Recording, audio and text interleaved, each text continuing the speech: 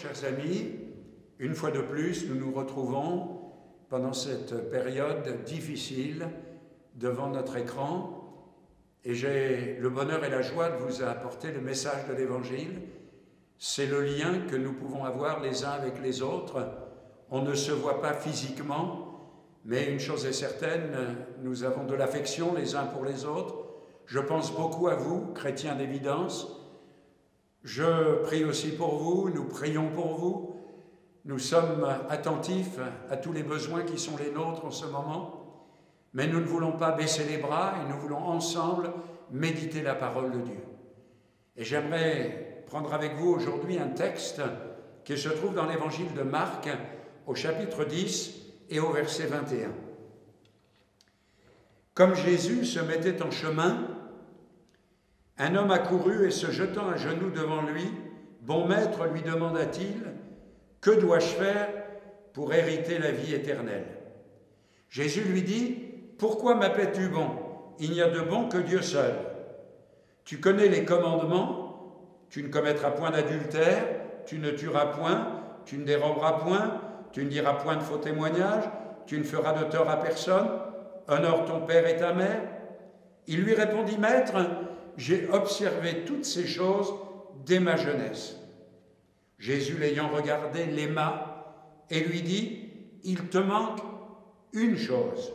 Va, vends tout ce que tu as, donne-le aux pauvres, et tu auras un trésor dans le ciel, puis viens et suis-moi. Amen. » Nous avons là une parole de Jésus que j'aimerais méditer avec vous. Il te manque une chose. Mais auparavant, nous allons prier que Dieu bénisse sa parole. Notre bien-aimé Seigneur et Sauveur, qui est suffisant pour parler de toi, qui est suffisant pour parler du salut du ciel, pour parler de ta gloire, pour parler de ton amour, de ta fidélité. Mais Seigneur, comme ce jeune homme est venu vers toi, nous venons à notre tour vers toi, Seigneur du ciel et de la terre. Nous venons pour te dire ce qui nous manque et ce dont nous avons besoin. Veuille donc répondre à nos prières et nous faire du bien au travers de cette méditation, pour la gloire et l'honneur de ton nom. Amen. Voilà, mon père avait l'habitude de dire « Il te manque toujours 19 sous pour faire 20 sous ». C'était une expression qu'on utilisait. Il y a peu de gens qui peuvent dire « Moi, il ne me manque rien, je n'ai besoin de rien ». Non, il nous manque toujours quelque chose. Et aujourd'hui encore, ne serait-ce que dans la situation qui nous concerne, nous avons besoin peut-être de guérison, nous avons besoin de délivrance, ou nous avons besoin de la grâce de Dieu parce que nous sommes confinés avec nos familles, avec nos enfants. C'est pas simple, rien n'est simple. Il nous manque peut-être la liberté, la possibilité de sortir, la possibilité d'avoir des relations sociales, que sais-je encore. Je ne sais pas ce qui vous manque, mais j'aimerais vous parler de plusieurs personnes de la Bible à qui il manquait quelque chose. La première de toutes ces personnes, on la trouve dans l'Ancien Testament. Peut-être que son nom ne vous dira rien, mais je vais vous expliquer de qui il s'agit. Il s'agit de Nabal. Nabal était un riche propriétaire, avec de nombreux troupeaux, avec de nombreux champs, de nombreuses moissons. Cet homme, ce Nabal, eh bien, il vivait dans un temps troublé, et dans la région où il se trouvait, il y avait une insécurité grandissante, un petit peu comme aujourd'hui dans certains endroits d'Île-de-France ou de notre pays. Il y avait des difficultés et il n'était à l'abri d'aucun problème. Il pouvait subir les voleurs, les bandits ou les armées ennemies qui l'auraient pillé, qui l'auraient même peut-être tué, lui et sa famille. Alors ce Nabal, il a eu un grand privilège, c'est qu'avec lui, auprès de lui, pas loin de lui, il y avait David, le roi David, mais qui à l'époque était un simple jeune homme, qui avec ses hommes, avec son armée, a veillé sur les biens de Nabal. Et pendant que Nabal faisait ses tontes de brebis ou ses moissons, David et ses hommes étaient là comme un rempart autour de lui. Et ils ont été bénis par David. Nabal et tous les siens et tous ses biens ont été bénis par la présence de David. Mais voilà qu'à un moment donné, David a eu besoin que Nabal fasse quelque chose pour lui. Alors il a envoyé ses hommes pour demander de la nourriture, pour demander à Nabal qu'il veuille bien donner du pain et des dattes, des figues et des brebis, enfin de donner de la nourriture pour David et ses hommes. Et cet homme, il a refusé d'aider David.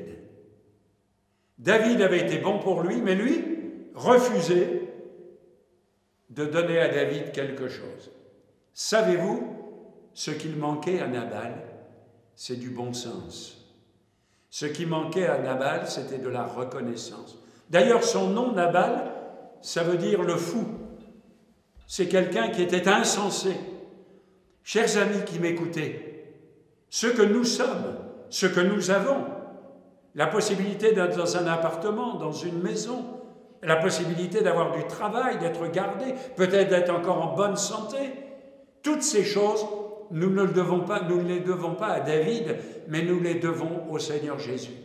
C'est lui qui nous garde, c'est lui qui nous conduit, c'est lui qui veille sur nous.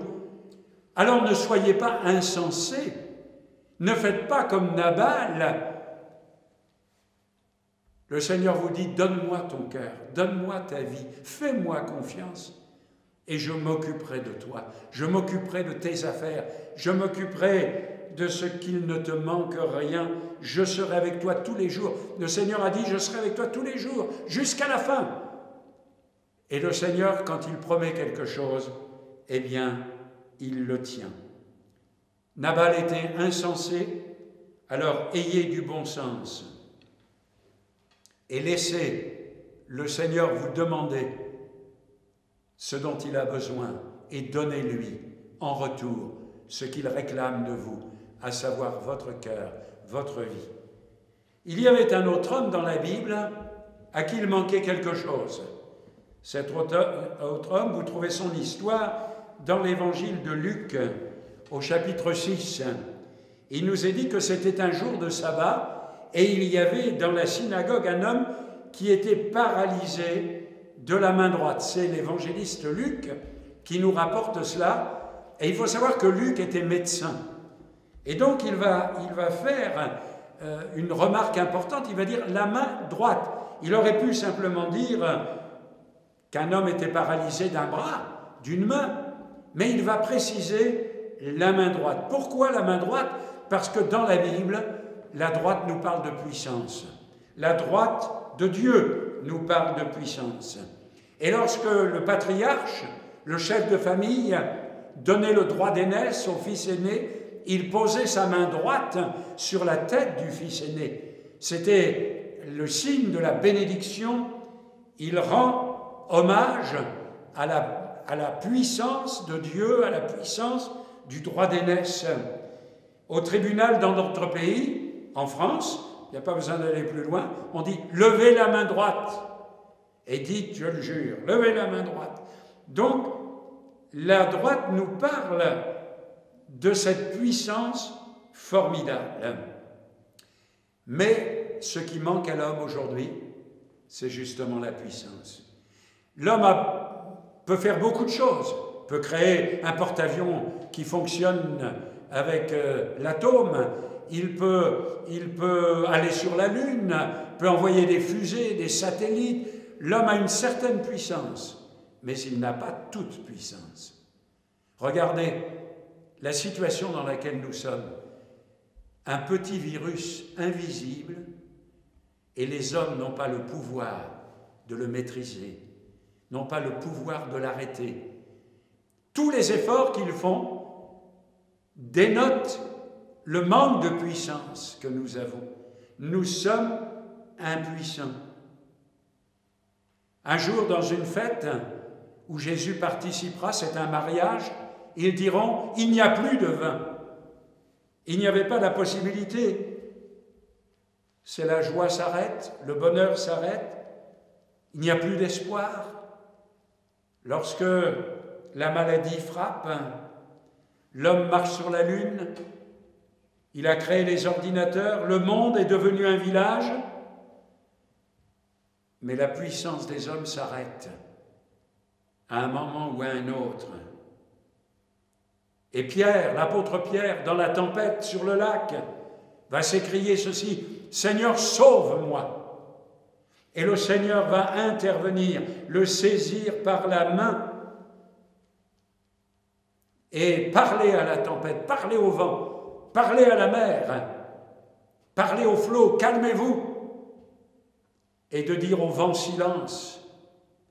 Le seul qui a la puissance, plus exactement, le seul qui a la toute puissance, c'est Jésus, c'est Dieu. C'est lui qui me garde, c'est lui qui veille sur ma vie, c'est lui qui me conduit. Quand moi je ne peux rien faire, quand je suis soumis aux éléments, aux problèmes, aux difficultés, aux peines, où je suis soumis à toutes sortes de choses, je lève les yeux et je dis: Seigneur, à moi, il me manque la puissance, mais ma force est en toi.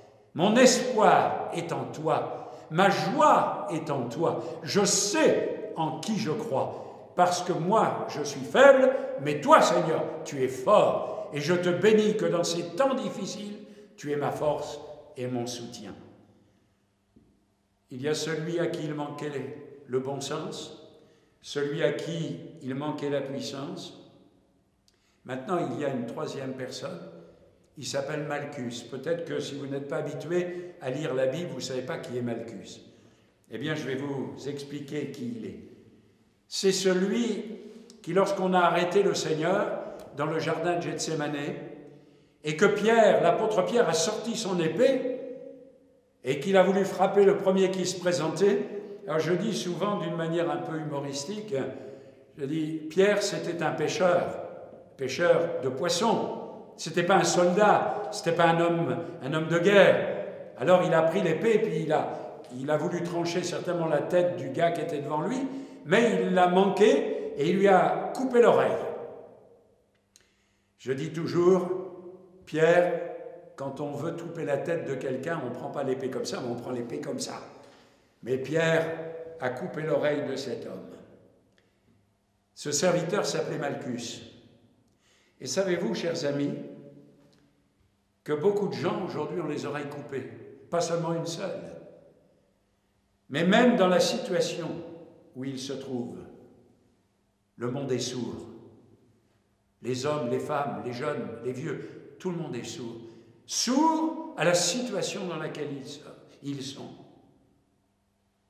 Sourd à l'appel divin. Sourd à l'amour de Dieu. Sourds à la grâce de Dieu. Ils ont perdu l'ouïe. Mais Jésus est intervenu. Il a ramassé l'oreille. Ça paraît incroyable, invraisemblable, mais moi je crois la Bible. Et il a replacé l'oreille au bon endroit. Et il a dit à Pierre, range ton épée. Celui qui prend l'épée périra par l'épée. Laisse ça tranquille. Il faut que s'accomplisse le temps. Peut-être vous êtes devenu sourd. Vous n'entendez pas la voix de Dieu qui vous appelle. Vous êtes devenu sourd à l'amour, à la manifestation de la grâce, à l'œuvre du calvaire. Vous êtes devenu sourd à celui qui veut vous aider, vous secourir, vous bénir. Peut-être les deux oreilles sont bouchées, mais le Seigneur Jésus veut vous rendre l'ouïe. Il veut vous rendre la possibilité d'entendre. La Bible nous dit, si vous entendez sa voix, n'endurcissez pas votre cœur. Si vous entendez, mais pour entendre, il faut ouvrir ses oreilles. Il faut ouvrir sa Bible. Il faut élever son âme et parler avec Dieu. Il faut lui dire, Seigneur, touche mes oreilles. Seigneur, donne-moi d'entendre. Seigneur, s'il te plaît, fais ton œuvre dans ma vie. Dieu veut que nous entendions sa voix. Il veut que nous l'entendions nous parler et qu'il nous dise aujourd'hui encore, ne crains pas, crois seulement. Fais-moi confiance, je suis venu te sauver. Ne désespère pas, J'ai la possibilité de te guérir et de te délivrer. Qui que tu sois, je t'aime. Je veux te faire du bien. Tu es seul dans ta maison, mais moi je suis là. Je veux que tu entendes la voix de celui qui peut te guérir, te bénir et te faire du bien. Il y avait une quatrième personne dans l'Écriture à qui il manquait une chose. Alors il a un nom un peu difficile, il s'appelle Méphibosheth. Si vous cherchez un nom pour votre futur garçon, vous pouvez l'appeler Méphibosheth. C'est un nom que vous n'entendrez pas beaucoup en France. Son histoire, elle est très simple. À un moment donné, il est le fils du roi Saül. Mais à un moment donné, Saül est obligé de fuir parce que David et lui sont en guerre, et la nourrice de Méphibosheth va, dans sa panique, attraper l'enfant pour fuir devant les armées de David, et dans sa précipitation, elle va le laisser tomber. Et la Bible nous dit, vous trouvez ça dans le 2e livre de Samuel, au chapitre 9, qu'à partir de ce moment, il a été perclus des 2 pieds. C'est-à-dire, il a eu les 2 jambes déformées et il avait beaucoup de mal à marcher lorsqu'il est devenu adulte. Ce qui manque à l'homme, c'est l'équilibre. Cet homme était perclus des 2 pieds. Des gens qui n'arrivent pas à marcher correctement. Combien de chrétiens n'arrivent pas à vivre une vie chrétienne correcte? Ils sont toujours handicapés dans leur marche, dans leur façon de vivre leur vie chrétienne. Ils ne savent pas discerner ce qui est important et ce qui ne l'est pas. Il leur manque l'équilibre spirituel dont ils ont besoin. Que servirait-il à un homme, nous dit la Bible, de gagner le monde entier s'il venait à perdre son âme? Rien n'est plus important que notre âme, que le salut de notre âme. Dieu veut que nous héritions de l'éternité, de gloire, une éternité de bonheur, une éternité en sa présence. Mais combien de gens sont perclus des 2 pieds? Combien de gens ont perdu la notion des choses et marchent en boitant de ci, de là? D'ailleurs, dans l'Écriture, il y a un moment donné, un prophète dira « Jusqu'à quand ?» C'est Dieu qui parle. « Clocherez-vous des 2 pieds, comme Méphibosheth ?» Prenez la décision de marcher d'une bonne manière. Prenez la décision de marcher droitement, de marcher avec confiance, de faire confiance au Seigneur. Dans les temps troublés dans lesquels nous sommes, tenez-vous droit sur vos 2 pieds et dites « Seigneur, ce que je veux, c'est marcher dans tes voies, c'est te suivre et te servir. Seigneur, je veux voir ta gloire et je veux que tu prennes ton plaisir en moi. Seigneur, je ne veux pas écouter ce qui se passe à droite ou à gauche, mais je veux te faire entièrement confiance. Seigneur, je veux connaître les vraies valeurs. » Il y a une autre personne à qui il manquait quelque chose. La Bible l'a appelé, on ne connaît pas son nom, mais la Bible l'a appelé le paralytique de Bethesda, de la piscine de Bethesda. Cet homme, il est couché là depuis 38 ans. Et quand le Seigneur va venir, quand Jésus va venir, puisque ça se passe à cette époque, il va dire à cet homme, le sachant malade, il va lui dire « Veux-tu être guéri ?» C'est une question, tout le monde veut être guéri, tout le monde veut être gardé, tout le monde veut être conduit, tout le monde veut être béni. Mais ils n'en ont pas la force, ils n'en ont pas le pouvoir. Comme je l'ai dit tout à l'heure, ils n'en ont pas la puissance. Alors, cet homme va répondre au Seigneur, « Seigneur, je n'ai personne. » Il lui manque quelqu'un. On chantait autrefois « Je n'ai besoin de personne » en Harley-Davidson. Eh bien, c'est tout à fait faux. Dans n'importe quelle situation, nous avons besoin de quelqu'un. On a besoin de nos amis. On a besoin de ceux qui nous entourent. On a besoin des liens sociaux. En ce moment, tous les magazines en parlent, tous les journaux en parlent. Le lien social qui est rompu par le confinement. Je n'ai personne. Il souffre de solitude. Peut-être vous souffrez de solitude, vous aussi. Et peut-être vous dites comme cet homme, je n'ai personne. Je me trouvais à l'époque dans la ville de Reims et j'étais dans mes pensées, j'étais sur le trottoir, j'attendais que le feu tricolore passe au vert pour les piétons et puis je n'ai pas fait attention à un moment donné, j'allais m'engager mais le feu n'était toujours pas au vert, il était au rouge. Alors un monsieur qui se trouvait là, qui promenait son chien, un monsieur âgé, m'a dit « Jeune homme, attention, vous allez vous faire écraser. » Alors je me suis tourné vers cet homme pour le remercier, et puis j'ai commencé à parler avec lui. « Ah, vous promenez votre petit chien ?» Et puis tout d'un coup, cet homme, avec qui je parlais des choses qui n'ont aucune valeur, a commencé à pleurer. Alors je lui ai dit « Mais monsieur, qu'est-ce que vous avez ? Qu'est-ce qui vous arrive ?»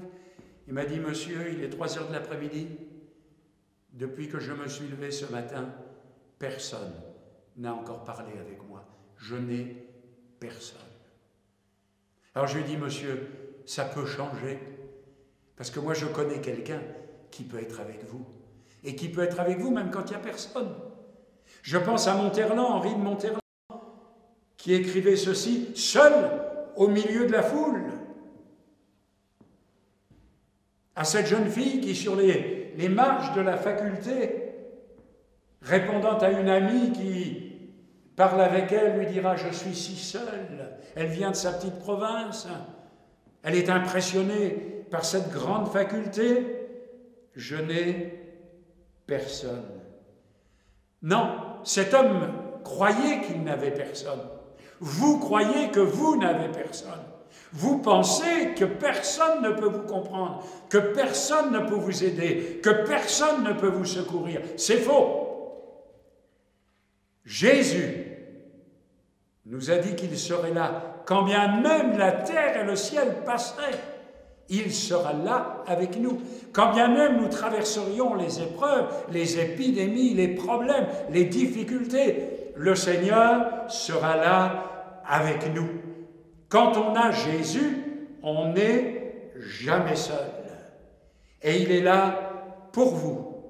Il est là pour vous dire « Non, tu n'es pas seul. » Quand tu as Jésus dans ta vie, quand tu as Dieu dans ta vie, quand tu as Dieu dans ta maison, quand tu as Dieu dans ta famille, quand tu as Dieu dans tes affaires, tu n'es pas seul.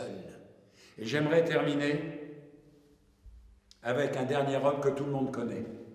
C'est Samson. Samson, il avait placé sa réussite dans sa valeur. On dira aujourd'hui dans ses muscles.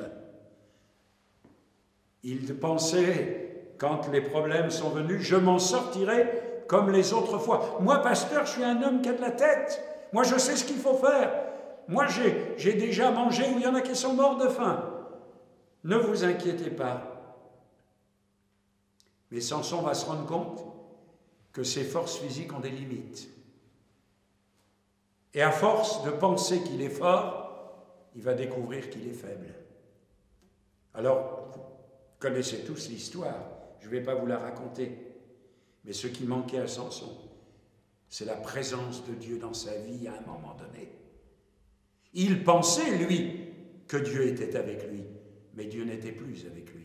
Il y a plein de chrétiens qui pensent que Dieu est avec eux.